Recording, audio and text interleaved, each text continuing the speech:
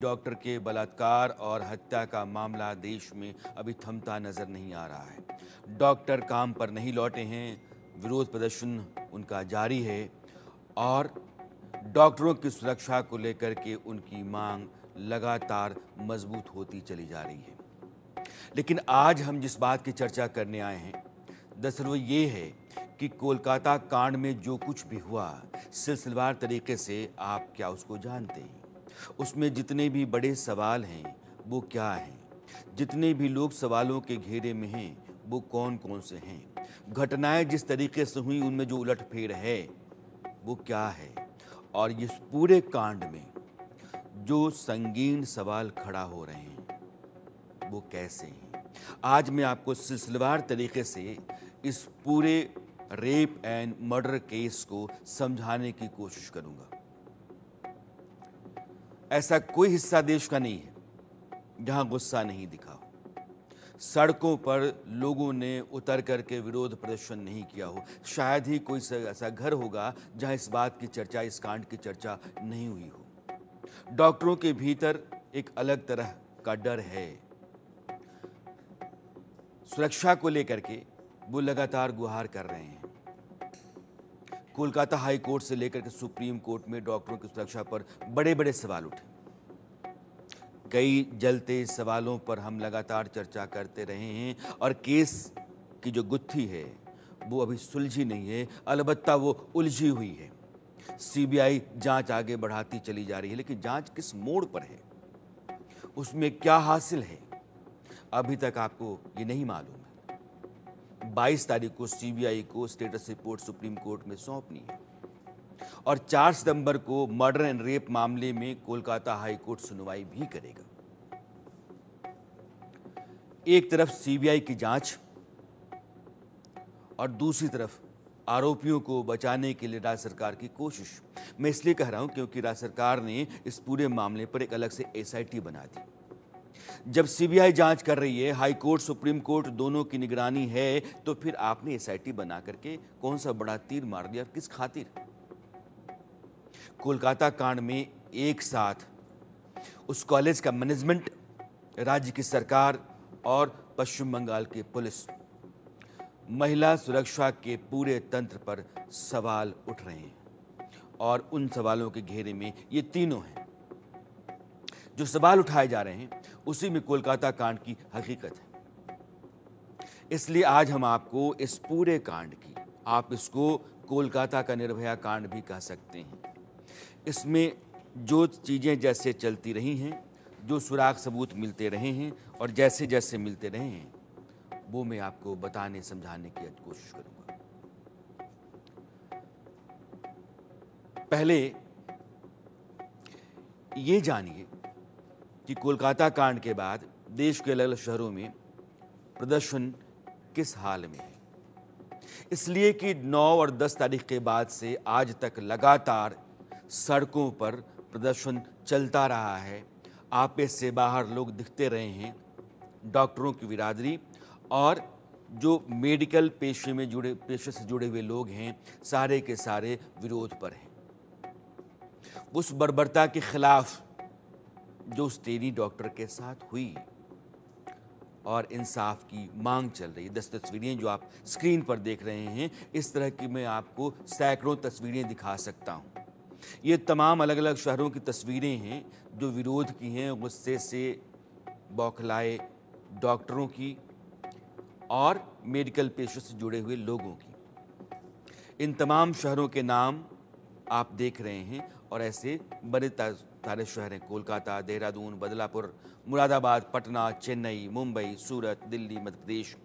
ये तस्वीरें आप देख रहे हैं। यह सिलसिला चलता रहा है और इसके समानांतर हाई कोर्ट, सुप्रीम कोर्ट और सीबीआई, पश्चिम बंगाल पुलिस, पश्चिम बंगाल की सरकार भी, कई चीजें लगातार समानांतर चलती रही हैं और इनके बीच में एक बहुत बड़ा कांड है और उस कांड में कई सारे सवाल हैं। उन सवालों का सिरा कई लोगों की गर्दन तक जाता है और वो सारी जो सूरतें हैं उनका नकाब उतरना जरूरी है। जांच जारी है। सुकांत मजूमदार बीजेपी के वहां के प्रदेश अध्यक्ष हैं और मामले को लगातार पॉलिटिसाइज किया जाता रहा है। लेकिन देश का आम आदमी इसमें सही गुनाहगार तक पहुंचना और उसको सख्त से सख्त सज़ा जल्द दिलवाना चाहता है, और यही इस पूरे केस की सबसे बड़ी कामयाबी हो सकती है। अलावा इसके सिर्फ दर्द है, परेशानी है, गुस्सा है और तकलीफ है। सुकांत मजुमदार, बीजेपी के प्रदेश अध्यक्ष।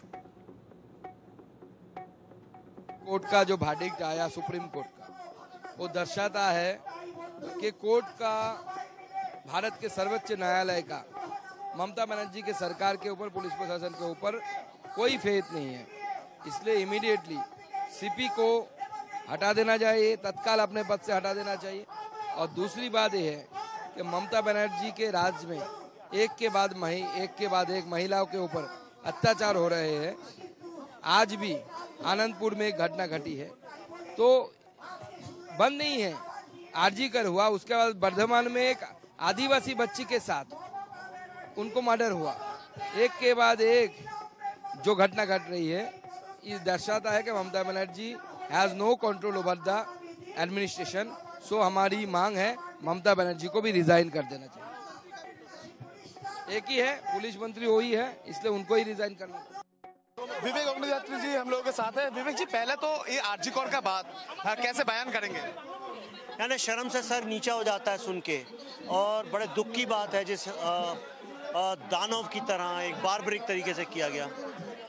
पर सबसे अफसोस की बात यह है कि मैं एक फिल्म बना रहा हूँ, उसका रिसर्च कर रहा था मैं। डायरेक्ट एक्शन डे और नोआखली में इसी तरह से औरतों के अगेंस्ट रेप को पॉलिटिकली वेपनाइज किया गया, और आज भी वही हो रहा है। बहुत शर्म की बात है कि बंगाल में अभी भी रेप और क्राइम अगेंस्ट वुमेन को पॉलिटिकल वेपन की तरह यूज़ किया जा रहा है, और इससे ना तो राइट टू लाइफ प्रोटेक्टेड है और ना ही सिटीजन को राइट टू जस्टिस है, और इससे अधिक दुख की बात एक डेमोक्रेसी में हो नहीं सकती। कोलकाता पुलिस और संदीप घोष, ये दोनों के बारे में क्या बोलेंगे? मैं उनके बारे में कुछ नहीं बोलूँगा, मैं एक्सपर्ट नहीं हूँ। सब लोग सीबीआई, सुप्रीम कोर्ट अपना कर रहे हैं। मैं तो एक सिटीजन ये कहता हूँ कि डायरेक्टर को क्यों ट्रांसफ़र किया गया, और कमिश्नर ऑफ पुलिस ने इतना लेट एफआईआर क्यों फाइल किया, और इंडिया में कोई भी इसके खिलाफ आवाज़ उठा रहा है तो उसको नोटिस क्यों भेज रहे हैं, इससे मुझे ऐसा लगता है गलत है।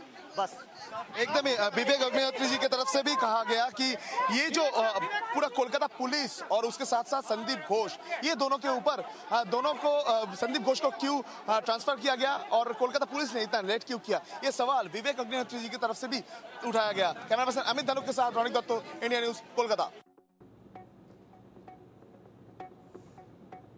ये विवेक अग्निहोत्री थे। इनकी फिल्म कश्मीर फाइल्स चर्चा में रही, विवादों में भी रही। इन दिनों पश्चिम बंगाल में हैं और वो भी सवाल उठा रहे हैं जिस तरीके से बर्बरता ट्रेनी डॉक्टर के साथ हुई, और जो उस कॉलेज का प्रिंसिपल रहा संदीप घोष, उसके पूरे रवैये को लेकर के। अब मैं आपको पूरे केस को सिलसिलेवार तरीके से समझाता हूँ ताकि आपको पूरी तस्वीर मिल सके कि हुआ क्या है। कोलकाता कांड में जो सबूत मिल रहे हैं और जो सवाल हैं, उनको लेकर के अब तस्वीर आप समझिए। पहले 8 और 9 अगस्त की रात की बात, जिस रात ये वारदात हुई, उस रात क्या हुआ? वो ट्रेनी डॉक्टर अपने साथी डॉक्टरों के साथ डिनर पे गई। उसी जगह बताया जा रहा है जिस जगह पर यह कांड हुआ। दोस्तों के जाने के बाद से डॉक्टर ने कहा कि आप लोग चले जाओ, हम थोड़ा ठहरेंगे, और 36 घंटे से लगातार वो ऑन जॉब थी। डॉक्टरों के जाने के बाद क्या हुआ नहीं मालूम, लेकिन उस आरजी कर मेडिकल कॉलेज के सेमिनार हॉल में जो तीसरे माले पर है, सुबह 6 बजे पहली बार किसी ने उस ट्रेनी डॉक्टर की लाश देखी। उस पर कपड़े ना के बराबर थे, और लाश को देख करके यह साफ जाहिर हो रहा था कि यह हत्या की गई है, क्योंकि आंखों से, मुंह से खून निकल रहा था। शरीर पर कई जगहों पर चोट के निशान थे, और प्राइवेट पार्ट पर भी जख्म था। यह बात साफ करती थी कि उस डॉक्टर के साथ रेप एंड मर्डर यह दोनों हुआ है। शरीर कोई कपड़ा नहीं था ना के बराबर, और जैसा मैंने आपको कहा कि आंख और मुंह से खून निकल रहा था, शरीर पर चोट के निशान थे, और उंगलियों के जो नाखून थे वो नीले पड़ गए थे। यानी कि जब आपका गला बहुत देर तक घोंटा जाता है और ब्लड धीरे धीरे क्लॉट करता है, आप धीरे धीरे सांस आपकी रुकती रहती है और आप मरते हैं, तब जाकर के उंगलियां नीली पड़ती हैं। शरीर पर कई जगहों पर ज्यादती के निशान थे। पूरे शरीर पर चोट साफ दिख रही थी। इस कांड में कई जगहों पर जख्म, जैसे मैंने कहा ना, प्राइवेट पार्ट के ऊपर जख्म, और वहां से सफेद लिक्विड भी निकलता हुआ पाया गया। बाएं हाथ पर, कंधे पर खरोंच, घुटने के पीछे टखने पर चोट के निशान, हाइमन के फटने के सबूत, ये पोस्टमार्टम रिपोर्ट कहती है। आंखों में खून के धब्बे, और खून के धब्बे इसलिए कि इतनी ताकत से उसके चश्मे पर मारा गया था कि चश्मे का शीशा धंस गया था आंखों के भीतर और खून निकल रहा था। आंखों की जो पुतलियां थी फैली हुई थी, क्योंकि जब आपका गला दबाया जाता है और आप छटपटाते रहते हैं, सांस रुकती जाती है, तो पुतलियां आपकी फैल जाती हैं। जब भी किसी आदमी ने सुसाइड किया होगा या उसका गला दबा करके आपने हत्या की होगी, तो पुतलियां फैलती हैं, और वैसी हालात में नाखून नीले पड़ते हैं। जाहिर है कि यह मौत जो थी वो बलात्कार और हत्या की थी। पुलिस जो पहले आई उसने कहा कि अननेचुरल डेथ। अब इस कॉलेज के भीतर जो आदमी प्रिंसिपल था उस तारीख में, मैं 9 अगस्त 2024 सुबह की बात कर रहा हूं, सुबह 7 बजे के आसपास, क्योंकि 6 बजे किसी ने लाश देखी, और मैं ये मानकर चलता हूं कि 6 बजे उस आदमी ने प्रिंसिपल को फ़ोन नहीं किया, लेकिन 7 बजे प्रिंसिपल को फ़ोन किया गया कि कॉलेज के भीतर सेमिनार हॉल में ट्रेनी डॉक्टर की लाश पड़ी हुई है। और जिस आदमी ने फ़ोन किया उसने उसके बाद व्हाट्सएप से उसकी फ़ोटो भी भेजी, और यह जो प्रिंसिपल है वो सुबह 7 बजे फ़ोन करने के बाद 8 बजे कैंपस के भीतर आता है। और मैं मान के चलता हूँ कि आधे घंटे उसको तैयार होने में लगा, आधे घंटे में वो आया, अगर आराम से ही आया तो 8 बजे वो आदमी आ गया। लेकिन इस आदमी ने पुलिस को सूचना दी 9 बजे। सवाल यह है कि 8 बजे से लेकर के 9 बजे के बीच में यह आदमी संदीप घोष क्या करता रहा, किन लोगों से बात की, किन लोगों को बताया, किन लोगों से उसने मशवरा लिया और किसने क्या कहा, यह सब कुछ जांच के दायरे में है।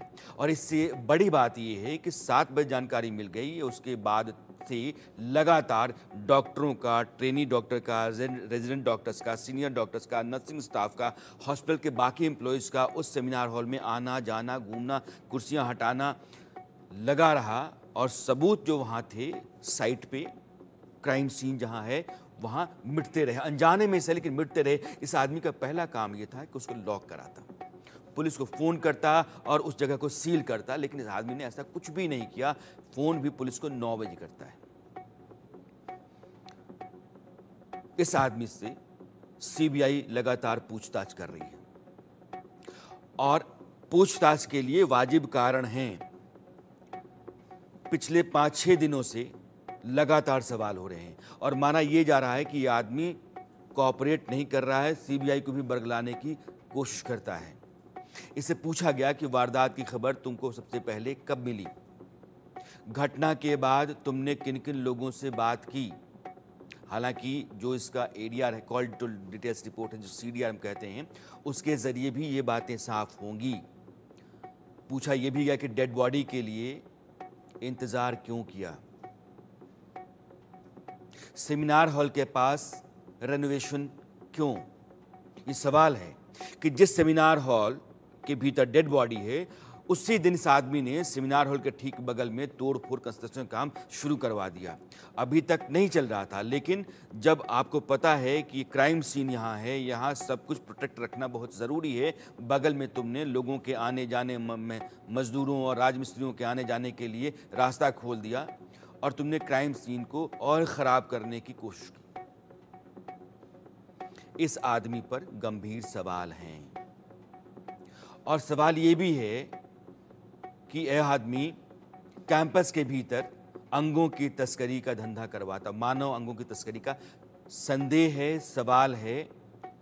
और आज की तारीख में जो डिप्टी सुपरिटेंडेंट मेडिकल कॉलेज के रहे, उन्होंने एक शिकायत की है कि यह आदमी कैंपस के भीतर कई तरह की अनियमितताओं और वित्तीय अनियमितताओं यानी कि भ्रष्टाचार घोटाले में शामिल रहा है। इसकी शिकायत दर्ज करके ईडी से जांच करवाई जानी चाहिए।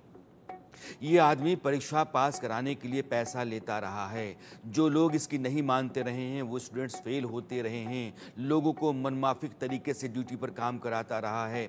जूनियर के साथ ये अभद्रता करता रहा है। लंबी लंबी शिफ्ट डॉक्टर्स को करनी पड़ी और ये ट्रेनी डॉक्टर जिसके साथ ये जघन्य अपराध हुआ वो भी 36 घंटे से ड्यूटी पर थी। तो इस संदीप घोष के खिलाफ जितने भी मामले बनते हैं वो संगीन हैं और ये आदमी भारी भ्रष्टाचार में डूबा हुआ है। इस तरह के आरोप लगातार इसके ऊपर लगते रहे हैं, लेकिन ये पहुंच का आदमी रहा है, रसूख का आदमी रहा है। 2021 में ये आरजी कर मेडिकल कॉलेज का प्रिंसिपल बना। प्रिंसिपल कैसे बना? प्रिंसिपल बनने के लिए जिन लोगों की लिस्ट थी उसमें 16वें नंबर पर यह आदमी था और 16वें नंबर से ये पहले पायदान पर चला गया और इसने अपने अपॉइंटमेंट बतौर प्रिंसिपल कॉलेज में करवा लिया। क्या रसूख होगा इसका, आप समझ सकते हैं। 2023 में इस आदमी का ट्रांसफर हुआ उस कॉलेज से, लेकिन इसने जिस व्यक्ति को कॉलेज का प्रिंसिपल बनाया गया उनको अपने चैम्बर तक पहुंचने नहीं दिया, ताला मरवा दिया, गुंडों को बाहर खड़ा करवा दिया और जब तक वो दोबारा जाकर के चार्ज लेते वो पूरा का पूरा जो तबादले का ऑर्डर था वो बदल गया। ये फिर वहीं रह गया। 24 घंटे के भीतर ट्रांसफर ऑर्डर बदल गया। दूसरी बार इस आदमी का फिर ट्रांसफर होता है, लेकिन महीने भर में कॉलेज में इसकी वापसी हो जाती है। इसके पॉलिटिकल कनेक्शन रसूख का आप अंदाजा लगा सकते हैं। और जो आदमी भ्रष्टाचार में लिप्त है, आपराधिक गतिविधियों में हो सकता है, इस बात की शंका है, वो आदमी यहाँ से काली कमाई करके ऊपर तक देता होगा। क्योंकि सिस्टम आपके यहाँ ऐसे ही चलता है। तो जो ऊपर तक के लोग हैं कौन से लोग हैं, जो इसको यहाँ बना करके रखते हैं कौन से लोग हैं, जो इसके सरमाएदार हैं कौन से लोग हैं, ये भी जरूरी है सामने आना। अब आते हैं कि जो आरोपी संजय रॉय है वो पकड़ा कैसे गया, बॉडी कैसे मिली, कब इस आदमी ने बताया पुलिस को, और पुलिस 9:15 बजे आई। अब पुलिस का काम शुरू होता है। पुलिस की भूमिका क्या है बाद में बताऊंगा, पहले आप देखिए कि संजय रॉय कैसे पकड़ा गया। तो पुलिस ने जब जांच शुरू की तो सीसीटीवी फुटेज सेमिनार हॉल के भीतर, कोई सीसीटीवी नहीं है लिहाजा था नहीं, लेकिन सेमिनार हॉल की तरफ जाने वाले जो रास्ते थे उन रास्तों पर सीसीटीवी कैमरे थे। इसलिए उन कैमरों का फुटेज खंगाला जाने लगा। जो लोग कॉरिडोर से होकर के और सेमिनार हॉल की तरफ जा रहे थे उन सबों की पहचान की गई। उस रोज रात में जितने भी लोग गए सब एम्प्लॉई थे अस्पताल के, सिवाय एक आदमी के जो कर्मचारी नहीं था और कैंपस के भीतर कॉरिडोर में सेमिनार हॉल की तरफ जाता हुआ दिखा, वो संजय रॉय था। सुबह 4 बजे ये इमरजेंसी वार्ड में दिखा। गले में इसके ब्लूटूथ डिवाइस था और ये जब गया तो 40 मिनट के बाद वहां से निकलता है। और जब निकलता है तो कैमरे में जो उसका फुटेज है उसमें ब्लूटूथ डिवाइस नहीं दिख रहा है। इसको ढूंढा जाने लगा। ढूंढते ढूंढते पुलिस के एक बैरक में ये सोया हुआ मिला। इसने अपने कपड़े तो सारे साफ कर रखे थे, लेकिन इसके जूते पर खून के निशान थे। और उस ब्लूटूथ को जो क्राइम सीन से बरामद हुआ था, क्योंकि क्राइम सीन पे 3 चीजें मिली, उस लड़की का लैपटॉप, मोबाइल और ब्लूटूथ डिवाइस उस लड़की के मोबाइल से, लैपटॉप से कनेक्ट नहीं हुआ, लेकिन जैसे ही इसके मोबाइल से कनेक्ट किया गया, संजय रॉय के कनेक्ट हो गया। पुलिस ने समझ लिया कि इसी ने सब कांड किया है और इस तरीके से इसकी गिरफ्तारी हुई और अब ये सीबीआई के हवाले है। ये पहला केस है। आपको मैं सिलसिलेवार तरीके से इसलिए बता रहा हूं ताकि आपको सारी बातें समझ में आए कि पुलिस सुबह 9:15 बजे आती है और मां बाप को जानकारी दी जाती है 10:53 पर। शाम को 4 बजे पोस्टमार्टम होता है और रात को 8 बजे हैंडओवर किया जाता है बॉडी माँ बाप को, और 11 बजे के आसपास, बल्कि रात के 11:15 बजे FIR दर्ज होती है। आप समझिए कि पहला केस होगा जिसमें FIR बाद में दर्ज होती है, पोस्टमार्टम पहले होता है। यह पहला केस है जिसमें FIR इतने घंटे बाद दर्ज हुई। अब आप सिलसिलेवार तरीके से समझिएगा। कोलकाता कांड में हैवानियत करने से पहले यह आरोपी संजय रॉय कहां था? एक रेड लाइट एरिया है, उसमें गया हुआ था, और हमारा रिपोर्टर लगातार 2 दिनों से बता रहे हैं कि ये रास्ते में आते हुए महिलाओं के साथ छेड़खानी करता हुआ आया था। ये आदमी दारूबाज है, अश्लील फिल्में देखने का आदी है और सन की किस्म का है। शराब के नशे में यह उस रात धुत था। मर्डर से पहले ऑपरेशन थिएटर में भी इसने झांका था। आरोपी सिविक वॉलंटियर है। वॉलंटियर यानी कि पुलिस वालों के लिए मदद करने वाला सिविलियन। अब पुलिस वालों ने भी किसको अपनी मदद के लिए रखा था, आप समझ सकते हैं।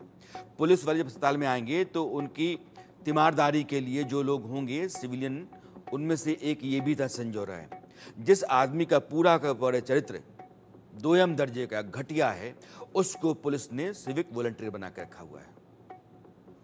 कोलकाता कांड में हाई कोर्ट ने क्या कहा, ये अब समझिए। मामला पुलिस के पास था, देश भर में बवाल चल रहा था, विरोध प्रदर्शन चल रहा था, हालात लगातार बिगड़ते चले जा रहे थे और पूरा देश उबल रहा था। मामला कोलकाता हाई कोर्ट में गया। कोलकाता हाई कोर्ट ने यह कहा कि पश्चिम बंगाल की पुलिस ने कुछ नहीं किया इतने दिनों में, और 7 दिन होने को आ गए हैं। अब इस पुलिस पर भरोसा नहीं किया सकता है, लिहाजा सारा का सारा केस CBI को ट्रांसफर किया जाए, अभी किया जाए। और मामला CBI को ट्रांसफर किया गया। हाई कोर्ट ने ममता सरकार को फटकारा कि ये जो व्यवस्था है, ये जो पुलिस है, ये निकम्मापन है, यह सब बर्दाश्त के बाहर है। सरकार की जो रिपोर्ट थी, सरकारी रिपोर्ट कहते हैं, कोर्ट ने उसको खारिज किया। और आज की तारीख में अस्पताल में CISF की सुरक्षा है, ना कि पश्चिम बंगाल पुलिस की। क्यों? क्योंकि 14 और 15 अगस्त की रात में 7,000 की भीड़ उसी मेडिकल कॉलेज के बाहर खड़ा हो जाती है, और वो दरवाज़ा तोड़ के, गेट तोड़ करके अंदर आकर के तोड़ फोड़ कर जाती है, हिंसा कर जाती है, पुलिस वालों को पीट जाती है, और पुलिस को पता नहीं। सवाल तो है, एक नहीं कई सवाल आते हैं। इसलिए आज की तारीख में CISF के घेरे में RG कर मेडिकल कॉलेज है। कोर्ट ने इस बात पर भी चिंता जताई कि पीड़िता की पहचान कैसे लीक कर दी गई। हालांकि मैंने आपको बता रखा है कि इस बारे में एक आदमी को पुलिस ने, ट्रेनी डॉक्टर को पकड़ा है, क्योंकि उसने अपने सोशल मीडिया के जरिए फोटो और वो पूरी घटना के बारे में बताया था बकौल पुलिस। और पीड़िता की पहचान पर 4 सितंबर को सुनवाई हाई कोर्ट करने जा रहा है। मर्डर, रेप और उसकी पहचान को लीक करने को लेकर के। अब वो मामला सुप्रीम कोर्ट ने सुओ मोटो उठाया। जरूरी था, क्योंकि देश भर में जो हालात थे, सारे डॉक्टर काम छोड़े हुए थे। अस्पतालों में कोहराम है, आज भी है। जो बीमार हैं उनको इलाज नहीं मिल रहा है, उनके तीमारदार परेशान हैं, नाते रिश्तेदार परेशान हैं।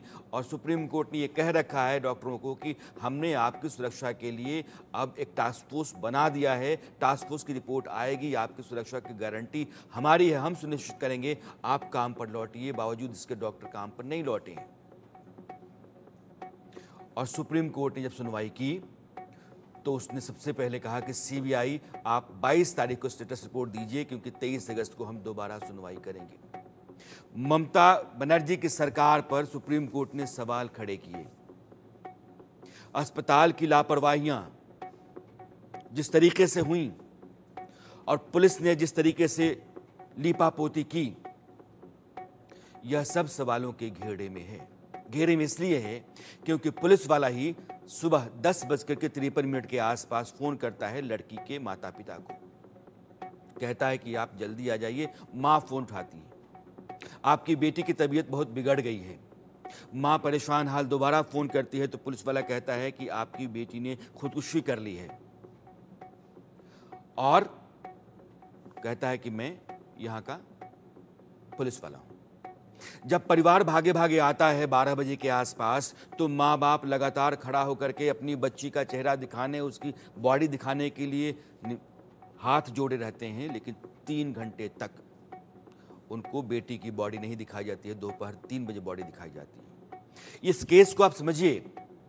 मैं फिर कहता हूं, आज पूरा का पूरा केस मैं आपके सामने रख रहा हूं ताकि कड़ियां आप जोड़ पाएं, देख पाएं, सवाल खुद से समझ पाएं और संदेह के दायरे में जितने भी लोग हैं उनको आप कम से कम टटोल पाएं।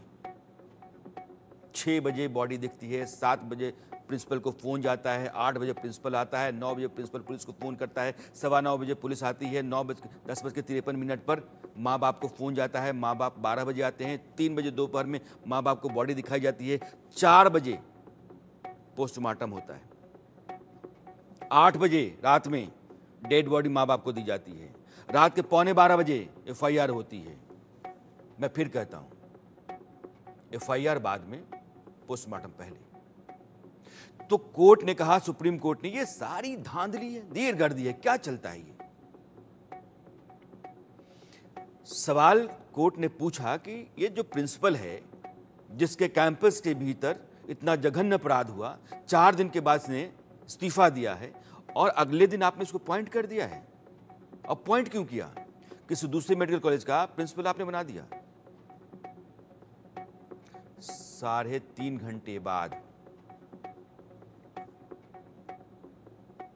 आप एक्टिव होते हैं। कोलकाता कांड में जो पीड़िता के मां बाप हैं वो क्या कहते हैं, यह भी जानना जरूरी है। बेटी की हत्या साजिशन की गई। यह जो पूरा यहां का विभाग है उसमें इन लोगों की मिलीभगत है। मेरी बेटी की हत्या कहीं और की गई, हत्या करने के बाद उसको सेमिनार हॉल में ला करके डाला गया बॉडी को, और मेरी बेटी की मौत में, मेरी बेटी की हत्या में, उसके साथ बलात्कार में सिर्फ एक आदमी नहीं है, कई लोग शामिल हैं, यह पिता कह रहा है। मां ने देखते ही कहा कि मेरी बेटी के साथ बलात्कार हुआ, उसकी हत्या हुई, और तब तक पुलिस कहती है अननेचुरल डेथ है। CBI को कई नाम दिए हैं मां बाप ने। अस्पताल के प्रबंधन पर गंभीर सवाल हैं, और लड़की जो डायरी लिखती थी उस डायरी के कई पन्ने फटे हुए हैं। जिस डायरी का एक पन्ना पिता के पास है और वो कहता है कि मेरी बेटी डायरी लिखती थी, उस डायरी में बहुत कुछ था। और मैंने आपको पहले बताया था कि इस लड़की के पास कैंपस के भीतर जो गोरख धंधा, धतकर्म, कुकर्म, भ्रष्टाचार चल रहे थे उन सबों के बारे में जानकारी थी। उसने पहले एक बार स्वास्थ्य विभाग में शिकायत की थी, लेकिन कोई कार्रवाई नहीं हुई क्योंकि लोग रसूखदार लोग हैं और वो सोशल मीडिया पर सारी पोल पट्टी खोलने के लिए तैयार हो रही थी। इसलिए मामला सिर्फ एक अपराधी सनकी दारूबाज के जरिए बलात्कार हत्या करने का नहीं है। इस मामले में एक पूरी सरकार, पूरी पुलिस और पूरा सिस्टम, उसका लचरपन, उसका लस्त पस्त होना, अपराधियों, भ्रष्टाचारियों को पनाह देना और आम आदमी के खिलाफ इस पूरे सिस्टम को अपनी खातिर खड़ा करने का जो तरीका रहा है ममता बनर्जी का, ये पूरा कांड उसका एक बड़ा सबूत है। मानव अंगों की तस्करी का आरोप, सेक्स रैकेट का अड्डा हो गया कैंपस, इसका आरोप, ड्रग्स का कारोबार कैंपस के भीतर होता है, इसका आरोप, दवाओं और दूसरे सामान का ठेका जिसको दिया जाता है उसके साथ धांधली का आरोप, और मृतक डॉक्टर को भी ये सारी भनक थी। तो फिर ये सिर्फ एक वारदात नहीं है, ये गहरी साजिश। और CBI जिन लोगों से पूछताछ कर रही है उनमें से ज्यादातर लोगों ने कैंपस के भीतर जो कुछ चलता रहा है और प्रिंसिपल जो कुछ करता रहा है उसकी जानकारी उन्होंने दी है। लिहाजा CBI जब स्टेटस रिपोर्ट देगी सुप्रीम कोर्ट में 22 तारीख को, तो बहुत सारी चीजें कोर्ट के सामने होंगी और कोर्ट भी हो सकता है कि दंग रह जाए। CBI जांच कर रही है। अब मैं वहां आता हूं जहां जांच है। उसने 3D तरीके से उस जगह को जांचा परखा है। जो क्राइम सीन है वो तमाम जगहों को छान रही है जहां अपराध के सुराग सबूत हो सकते हैं। आरोपी के हर ठिकाने की तलाश कर रही है। मेडिकल कॉलेज का उस दिन का जो प्रिंसिपल था संदीप घोष, उसके डिजिटल रिकॉर्ड्स भी सीबीआई लगातार निकाल रही है। उससे उसी बिना पर पूछताछ भी हो रही है। अब तैयारी इस बात की है कि सिर्फ संजय रॉय की पॉलीग्राफी नहीं बल्कि संदीप घोष की भी पॉलीग्राफी टेस्ट उसका भी कराया जाना चाहिए, क्योंकि यह आदमी भी बहुत कुछ जानता है। इसलिए सवाल बहुत सारे हैं और यह मामला देश में लोगों को दहलाए हुए है। Supreme court, high court, CBI तीनों के होने के बाद भी अगर वहां की सरकार एसआईटी बनाती है, वहां के पुलिस कमिश्नर पर 10 सवाल हैं, वहां का पुलिस 10 तरह की ढीला ढाली में सामने साफ साफ दिखती हो, फिर उस व्यवस्था पर आप रत्ती भर भी यकीन नहीं कर सकते। इसलिए आज मैंने पूरा केस आपके सामने रखा है और 2 मिनट में एक बार ब्रीफ करके सारे सवाल आपके सामने साफ करता हूं। जिस लड़की की, ट्रेनी डॉक्टर की हत्या हुई, उस हत्या की जगह पर उसका लैपटॉप, मोबाइल फोन और ब्लूटूथ तीनों मिले। उसके ऊपर कपड़े कम थे, उसके साथ बलात्कार हुआ है, उसके साथ अत्याचार हुआ है, उसकी हत्या हुई है। यह सब कुछ उस बॉडी को देख करके पता चल रहा था, लेकिन एफआईआर दर्ज करने में पुलिस ने 12 घंटे से ज्यादा का समय लगाया।